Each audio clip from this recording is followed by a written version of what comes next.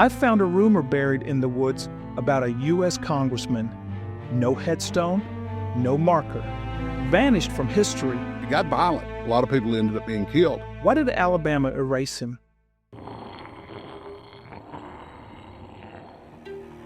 Hey guys, I'm William with Exploring History, where we uncover stories time tried to erase. This time we're digging into a mystery that's been hidden for over 150 years. And I'm not doing it alone. We're joined once again by my longtime friend Karen Downs, an incredible researcher who's been with us since the beginning. And I'm honored to welcome Professor Skip Campbell, whose knowledge helped shape everything you're about to see. We started with a rumor about a lost grave in the woods.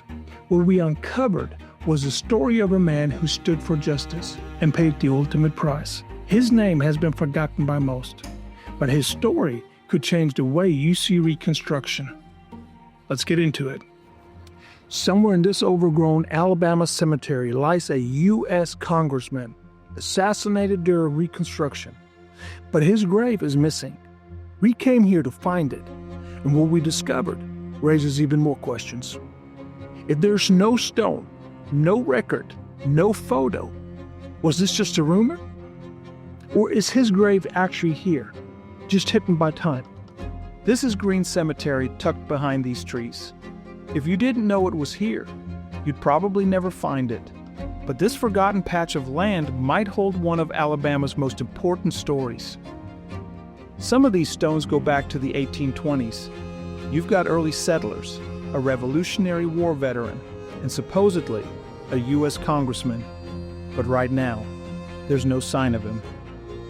We're in Pinson, Alabama, just northeast of Birmingham.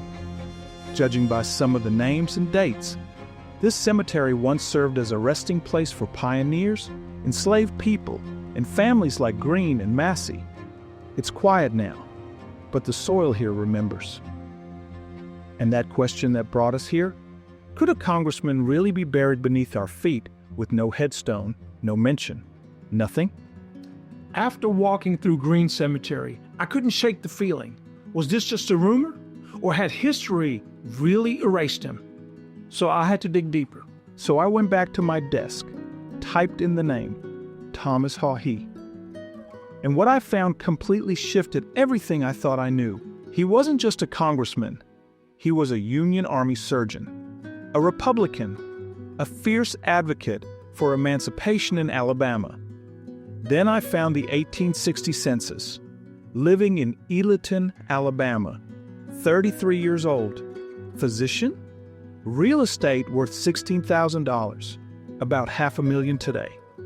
He had a wife and a teenage boy in the home, a family, something to lose. And still, he risked it all. After the war, he wrote to Washington about the threats he faced. Having taken a prominent part against secession, he wrote, "I made myself exceedingly obnoxious to the leaders of that movement. I was compelled to abandon my home and family and take refuge within the Union lines." This wasn't politics. This was survival. And still, he stayed. He ran for Congress in 1868, and he won. He voted to impeach Andrew Johnson. He supported the 14th and 15th Amendments. He was born in Scotland in 1826, immigrated to America as a teen, taught himself medicine, graduated from New Orleans Medical College. And when the war broke out, he made a choice few in Alabama dared. Haughey was giving a speech. He was giving a campaign speech in Cortland, Alabama, which is in Lawrence County. And another physician by the name of Archibald Collins came up and shot him in the stomach. And Haughey was in the hospital for 5 days, and then he passed away. Just when I thought we were hitting a dead end, Skip sent me something that changed the direction of the whole story, a land patent. This document shows that Thomas Haughey owned property in the exact area where Green Cemetery sits today. That raises a powerful new possibility. What if Haughey wasn't just buried there by coincidence? What if he was buried on his own land? That legal land description, Section 27, Township 16 South, Range 2 West, matches modern coordinates. When converted, it points to latitude 33.6920 degrees north, longitude negative 86.6820 degrees west. And this is where it took us. Green Cemetery is an interesting place. It's between Pinson and Tarrant, what we know now as Tarrant. It was behind Smith's Chapel Methodist Church, which on what is now Highway 79 was the old Huntsville Road. So that was a common travel path for citizens. Green, which is also a family name in the Tarrant area, had a small cemetery that they had built, and they had both their families, some of their married children and their families, and then we know of at least 7 enslaved people that are buried there. So not only did he own land there, but it was part of a known burial ground. That changes everything. It's very likely that he's on that northern slope or northernmost slope of the cemetery, but we just do not know exactly. That makes the absence of a headstone even more haunting. He wasn't just buried and forgotten. He may have been buried at home and still erased from memory. What do you think? If you found out someone was buried on their own land but forgotten by history, would you feel differently about the place? Let me know in the comments. And if he was buried here by choice on his own land, what does that tell us about how he saw this place? His identity? His legacy? That makes the absence of a headstone even more haunting. But he wasn't the only one missing a marker. Because just when I thought the mystery stopped with Thomas, another question surfaced. Where was his wife? As we pieced his story together, there was one person I kept wondering about. His wife, Bettie. She outlived him by more than 20 years. But for some reason, she wasn't buried beside him. After everything we've uncovered about Thomas, there was still a major gap in the story. His wife, Bettie. Where was she buried? Why wasn't she with him? So I called up my friend Karen, who's also been helping researching this entire case, and we met up at Oak Hill to find answers. She was a member of the Church of the Advent, and when she passed away, the Church of the Advent buried her in the plot that they owned at Oak Hill Cemetery in Birmingham. I figure that she didn't have a headstone is because she had no surviving relatives. She died in 1892. So 1892, there was difficulty getting places back then. From Birmingham to Green Cemetery would have taken them a couple of days. And I don't know how they embalmed back then. So maybe this was the best. And Advent offered the space, so she was buried here. Karen's insights help explain the how, but not the why. Why wasn't she buried with him? Why no stone? All right, this is Oak Hill Cemetery. It's Birmingham's oldest city cemetery, the final resting place of mayors, founders, and the people who shaped this city early on. And tucked somewhere in here is Bettie Haughey, Thomas's wife. She was buried here in 1892, but for some reason, she wasn't buried beside him. Karen took me to the section where, according to Oak Hill's records, Bettie Haughey is buried. Block 10, Lot 40. People visit this part of the cemetery all the time, but almost no one realizes she's here. The image shows exactly where she's supposed to be, nestled in this open spot with no headstone, no marker. Nothing to tell you she's ever been here at all. According to records, this is it, Block 10, Lot 40. This is where Elizabeth Bettie Haughey is supposed to be. But there's nothing here. Just like Thomas out in Green Cemetery. No headstone, no marker, nothing. We know she lived over 20 years after he died. She handled everything after his death.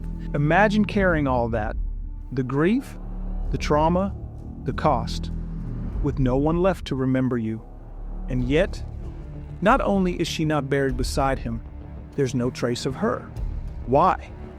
She saw him through everything. His medical career, his time in Congress, even his assassination. And she lived on, handled the aftermath. But now she's here, alone. No marker, no sign. It's eerie, A couple who risked everything during Reconstruction, remembered by no stone. And what about their son? The boy listed in the 1860 census. He vanishes from the records. Did he die young? Did he change his name? Or did he just want to forget everything? This family risked everything, and yet they left behind almost nothing. Two people who took a stand during Reconstruction, now almost entirely forgotten. And Betty? She carried the weight of what came after. But what kind of pressure did Thomas face before it all fell apart? Because what we found next showed he didn't just vanish. He was being hunted. All right, real quick, before we go any farther, I just want to say thank you. Not just for watching, but for caring. A lot of you have been showing love in the comments, sharing the videos, hitting like. And honestly, that's what keeps us going. But some of you have gone even farther. Send us super thanks, bought us a coffee, and that means more than I can put into words. These names right here, these are the folks who helped make this episode happen. You're not just supporting a YouTube channel, you're helping us go into the woods, dig through old documents, scan in forgotten graveyards, and bring these stories back to life. So from me and from everyone who believes in telling history the right way, thank you. Now let's get back to it. Skip had already confirmed the assassination, but what he sent me next revealed why Haughey was targeted in the first place. In 1866, Haughey reported something horrific to Washington. The murder of 2 black men near Ealaton, and even worse, the local judge, Judge Mudd, refused to investigate. Haughey didn't stay silent. He sent it to the War Department. And just like that, his name was on another list. A Union man, speaking uncomfortable truths in the Deep South. It wasn't just politics anymore. Haughey was confronting racial violence, and he was being ignored by the justice system. He was calling out corruption, and in post-war Alabama, that made him dangerous. Too many Southerners, like Haughey, weren't just opponents, they were enemies. Unionists were considered by many Southerners to be the spawn of Satan. They were hated, they were reviled, and if something could be done to a Unionist, whether it was fatal or not, they would be glad to do that. That document made it painfully clear. Reconstruction in Alabama wasn't just unpopular. It was dangerous. If you were a Unionist like Haughey, publicly supporting black suffrage, speaking out through the Union League, you weren't just challenging old power. You were putting a target on your back. Can you imagine being hated just for sitting with the Union after the war? What would you have done in his shoes? And then, just months before he was killed, Haughey stood on the floor of Congress and gave one of the most courageous speeches of his life. He wasn't asking for anything for himself. He was fighting for the forgotten men of Alabama, Unionists who had risked everything during the war, whose homes were looted, whose crops were taken, and who were left with nothing. They are the true and faithful Union men of Alabama. They are those who opposed secession, opposed rebellion, and never during the war or since did any act which could be construed as giving voluntary aid or comfort to the enemies of the government. Most of them were poor farmers. They didn't own slaves. They had little land. But Haughey believed their loyalty to the Union meant something, and he set it on record. Even the families of federal soldiers who were at the time fighting the battles of the Union were thus stripped and left dependent upon the charity of their more fortunate rebel neighbors. He told their stories, put their suffering on record, and it was one of the last things he ever did. He gave that speech in January, and just 7 months later, he was silenced. And by mid-1869, threats turned into violence. During a campaign stop in Courtland, Alabama, Thomas Haughey was shot in the stomach. His killer? Dr. Abraham Collins, a political enforcer, possibly tied to Reconstruction violence. Press coverage was immediate. Some called it political murder, others justice. And it started with a speech. Haughey said the Hines speakers were hirelings. I didn't expect to find this much detail. Newspapers described it like a duel, but it wasn't a duel. It was public and it was political. Collins was arrested in Montgomery. He tore off his clothes, resisted transport, and had to be shackled to a train. He was jailed, denied bail, and moved under armed escort. At this point in the story, I expected to find a trial. Instead, I found delay after delay. The trial of Dr. Collins has been postponed until December. We also found no evidence Collins escaped, despite rumors. He was prosecuted. The article proves it. Haughey, both sides did it, got murdered. Even his political opponents saw it as the cost of the chaos. And shot him in the stomach. And Haughey was in the hospital for 5 days, and then he passed away. It's easy to say this was political violence, but what stuck with me was how justice kept moving underground. In probate notes, newspaper footnotes, and forgotten filings. The man who stood for the Constitution, for black suffrage, and against the Confederacy was gone. But someone kept fighting, not in Congress, not in courtrooms, but in quiet signatures and impossible grief. After the assassination, the story didn't end. It just got quieter. And the burden of justice? It fell on one person, his wife, Bettie. I didn't expect to find this part of the story, but page after page, Bettie's name kept showing up. Funeral expenses, legal fees, burial costs, and then attorney payments tied to the prosecution of her husband's killer. She wasn't just grieving, she was fighting. And she did it through the only system left to her, probate court. She paid for doctors, a coffin, newspaper notices. She even paid the court to publish legal updates as the case dragged on. What kind of woman in the middle of mourning decides to fund the prosecution herself? Could it be that Bettie didn't trust the system to fight for him? Or did she feel like she was all that was left to defend his name? It's all there, in black and white, in her own handwriting. The receipts, the loans, even a letter to the probate judge listing those she claimed were Thomas's heirs.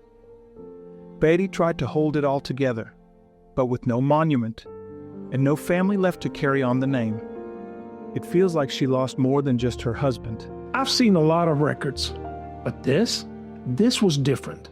This wasn't just about settling an estate. This was a woman trying to preserve a legacy, one that history tried to erase. But no matter how hard she fought, time moved on. The documents were filed, the grave left unmarked, and the story nearly lost until now. We started this with a rumor, and what we found was so much more. I've been pointed to the direction where they say there used to be a pile of stones that says that he was buried there. I haven't been able to find the stones in a while. Maybe it's because it's so overgrown. I think he could have gone on and been something really great if he had lived. Thomas Haughey stood up when it wasn't safe. He served, he spoke out, and he paid the price. And now, 150 years later, his story and grave nearly lost. Buried with no stone, nearly forgotten. But now, we know where to look, and we remember what he stood for. If you made a choice that cost you everything, and 150 years later, no one remembered, would it still be worth it? Let me know in the comments. What do you think? Should there be a marker? Does someone like Thomas Haughey deserve to be remembered? Because maybe, just maybe, that's how we finish what Bettie started.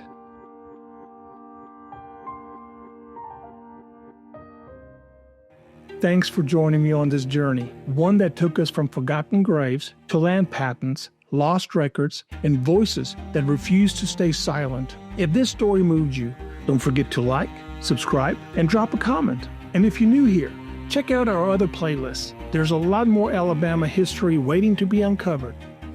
I'm your host, William, and I can't wait to see you next time when we explore history.